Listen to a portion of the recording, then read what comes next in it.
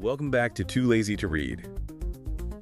You know, the podcast that breaks down all those thought-provoking books, so you can kind of level up your life without having to do all that reading. Exactly. We do the heavy lifting for you. Today we're going to be diving deep into the anxious generation, how the great rewiring of childhood is causing an epidemic of mental illness. Ooh, that's a mouthful. Yeah, it is. It's by Jonathan Haidt.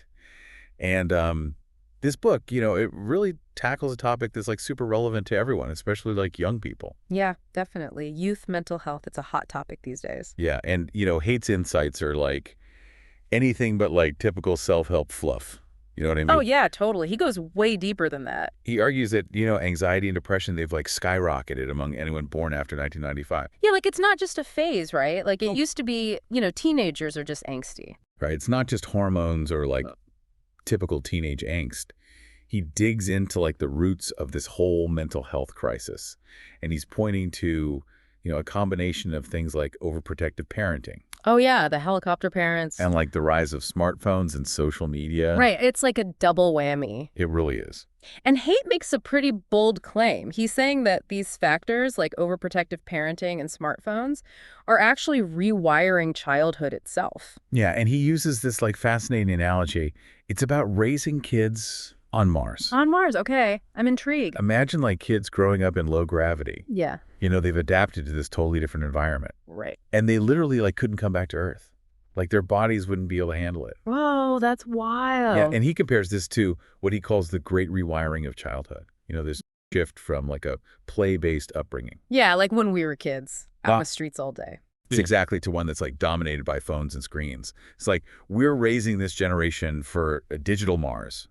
And then we expect them to thrive in the real world. And the data actually backs up this concern. I mean, the book highlights this really sharp increase in depression and anxiety and even self-harm among teenagers. Since the early 2010s. It's pretty alarming. Yeah, it's not just self-reporting either. We're seeing it in hospital admissions and tragically even suicide rates. Right. It's a real crisis. So it's more than just a few dramatic teenagers. Yeah. Yeah, for sure. There's something bigger going on here. And Haidt argues that one contributing factor is this thing he calls safetyism. Safetyism? What's that? It's the idea that we've become so obsessed with protecting kids from every possible risk, every little danger. We're keeping them in bubble wrap. Yeah, basically. And that we're actually preventing them from developing the resilience they need to navigate real world challenges. So it's back to that Mars analogy. If you've never had to face any real danger, how are you supposed to deal with the bumps in the road? Exactly. It's like sending someone out into a blizzard without a coat. Brr. Yeah, not a good idea. It makes me think about how playgrounds have changed, remember those old school playgrounds with the tall metal slides and the splintery wooden structures? Oh, yeah, I totally remember those. They were kind of terrifying. Yeah, they're a little sketchy. But they also taught you to assess risk and push your boundary. Right, you had to learn how to fall and get back up. Exactly. And those playgrounds, they embodied this concept called anti-fragility. Anti-fragility, okay. Yeah, it's the idea that systems like kids, they actually become stronger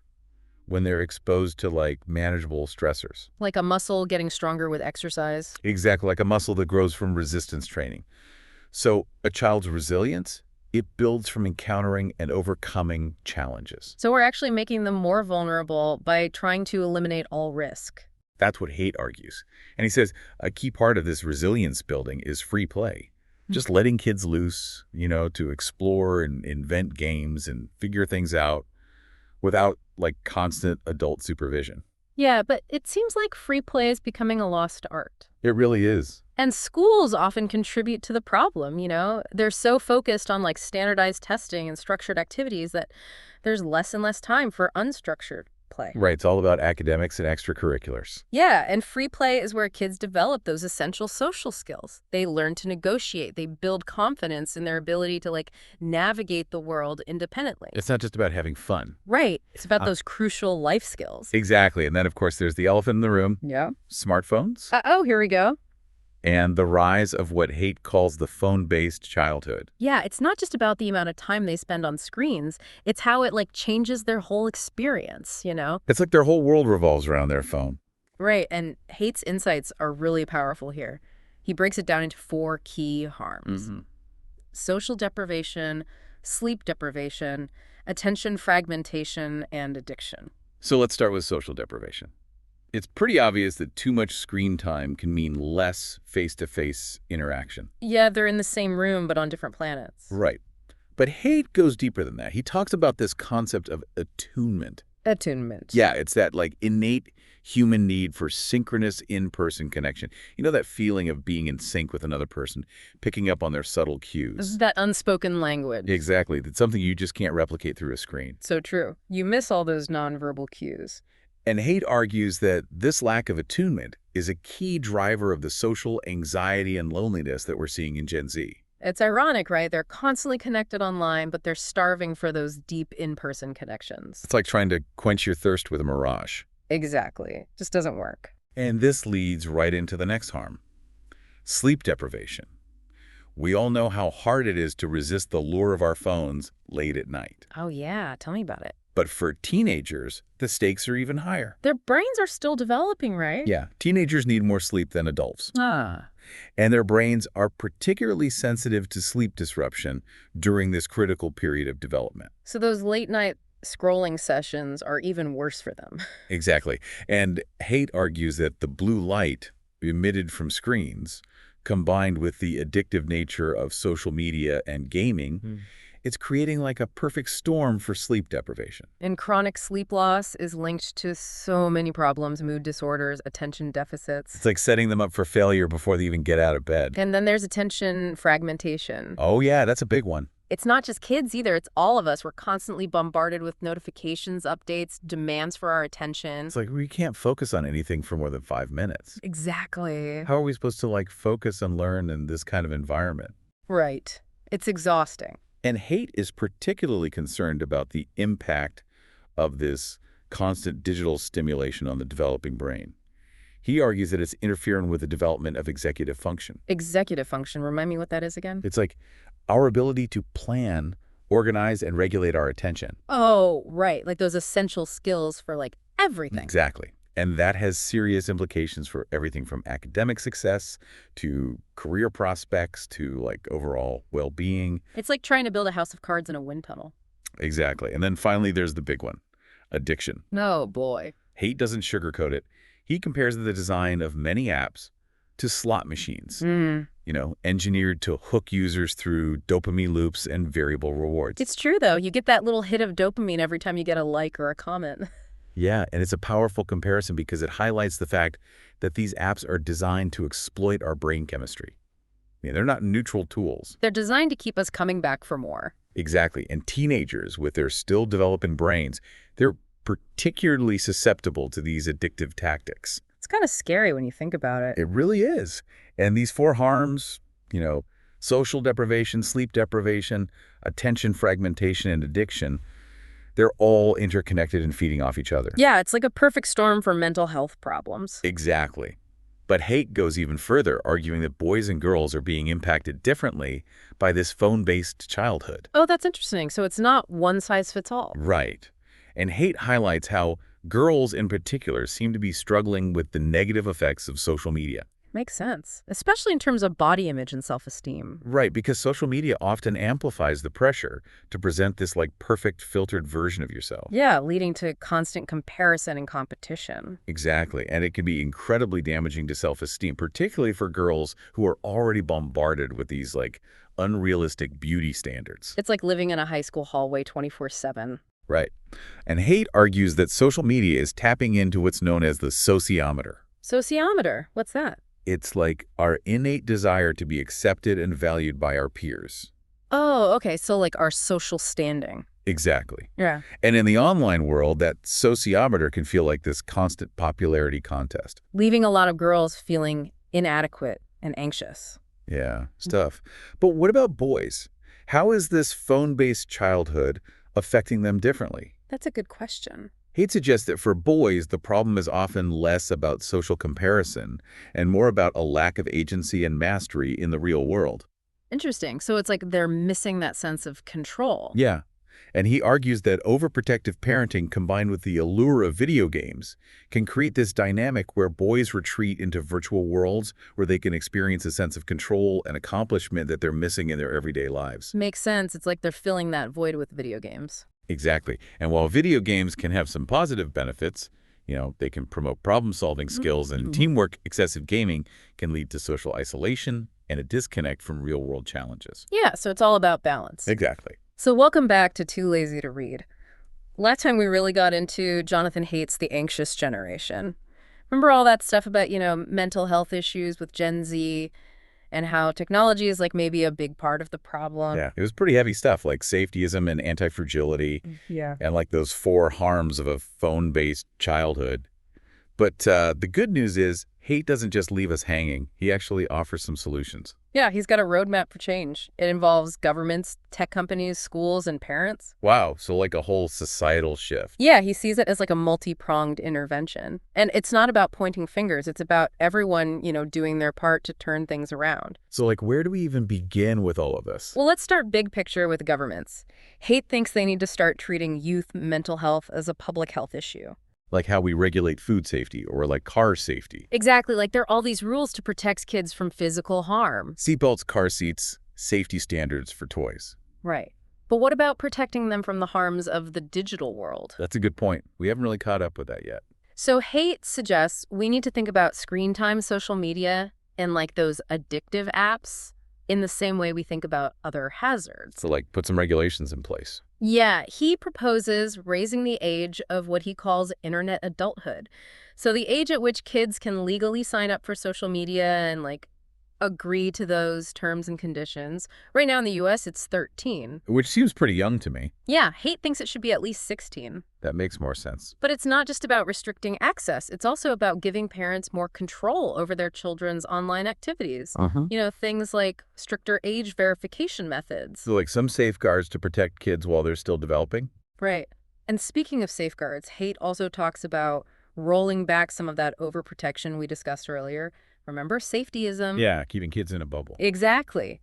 He thinks we need to start giving kids more independence in the real world, more autonomy. Like letting them roam free a little bit? Yeah. He and his co-author, Lenore Skenazy, are big on free-range parenting. Free-range parenting, I like that. It's about encouraging kids to explore, experience some risk and challenge. Build up that resilience. Exactly. But of course, parents are often worried about safety.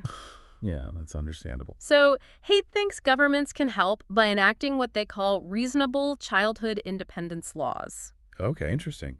These laws would clarify, what's considered child neglect. So it wouldn't be neglect to let your kids play outside unsupervised or walk to school alone. Exactly. It would give parents more legal protection to give their kids those freedoms. Without fearing they'll get reported. Right. It's about shifting those cultural norms around parenting. And giving kids space to be independent? And, besides laws, governments can also invest in creating more child-friendly public spaces. Like parks and playgrounds. Yeah, places that encourage outdoor play and exploration. Remember those old school playgrounds we talked about? The ones with the tall slides and the splintery wood. Those were great for building confidence and risk assessment skills. We need more spaces like that, spaces where kids can just be kids. So governments have a role to play, but what about those tech companies? They're the ones making all those addictive platforms. Haidt definitely thinks they have a responsibility here. He argues that they need to be held accountable for their design choices. Because those choices have a huge impact on young users. Exactly. And he suggests implementing a duty of care for tech companies. Like a legal obligation. Yeah.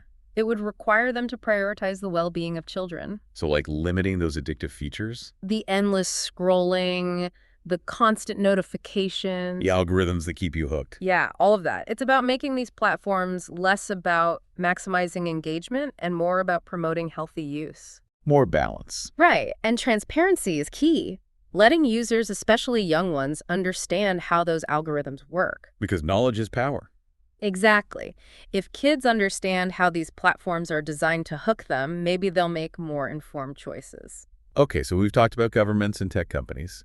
Now let's move on to schools. Yeah, schools are like on the front lines of this mental health crisis. And they have a unique opportunity to make a difference. Haidt's suggestion: schools should be phone-free zones. Whoa.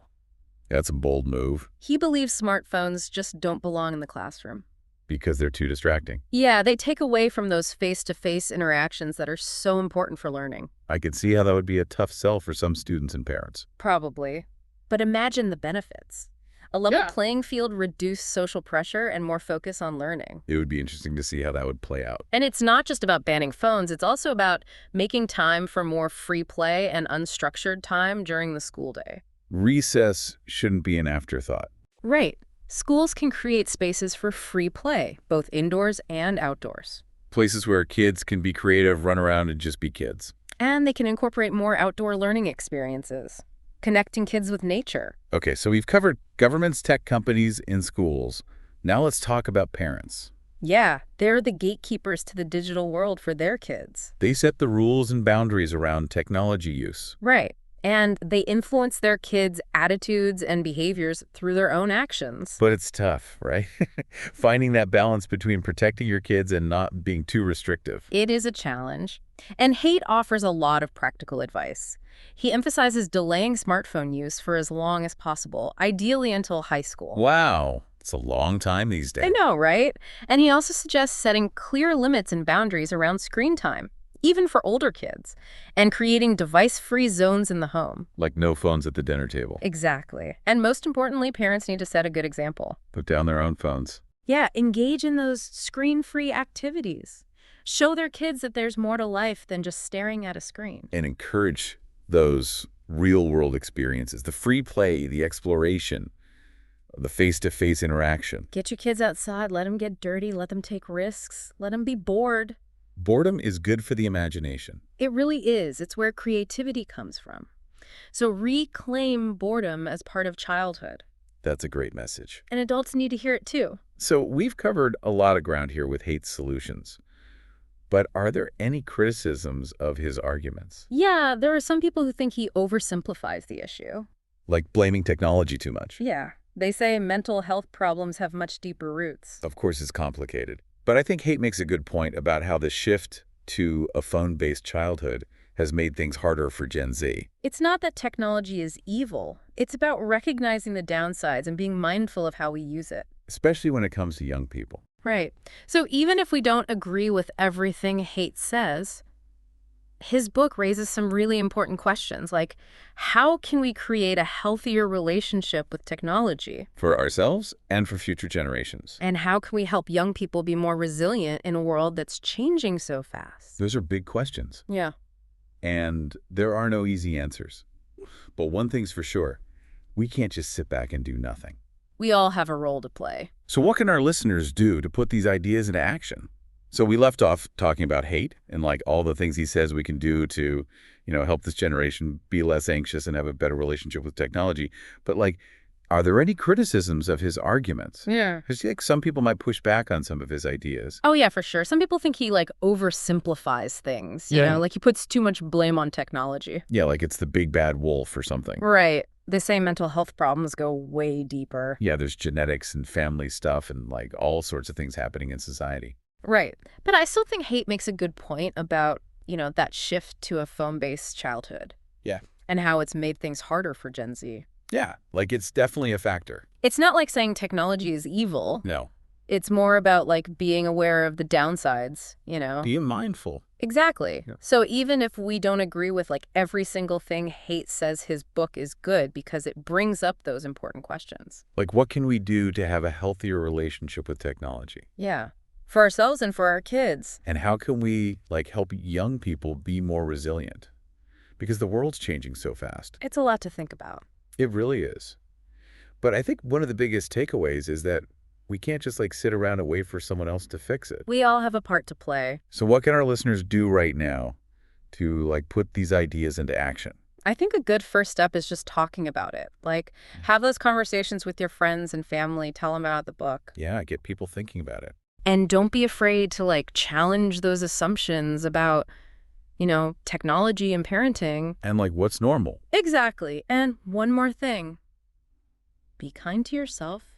It's a process. We're all learning as we go. Totally. We're all in this together. That's a great point. So that wraps up our deep dive into the anxious generation. Hopefully everyone listening found it, helpful and interesting. Yeah, and maybe a little inspiring too. It's not all doom and gloom. There's hope. We can raise a generation that's not so anxious, a generation that's more connected and ready to face the world, but we got to work together to make it happen. That's the key. Thanks for joining us on Too Lazy to Read. And don't forget to subscribe so you don't miss our next deep dive. We'll be looking at another book that will hopefully make you think differently and, help you live a better life. And in the meantime, do yourselves a favor. Put down your phone, get away from the screen, and go experience the real world.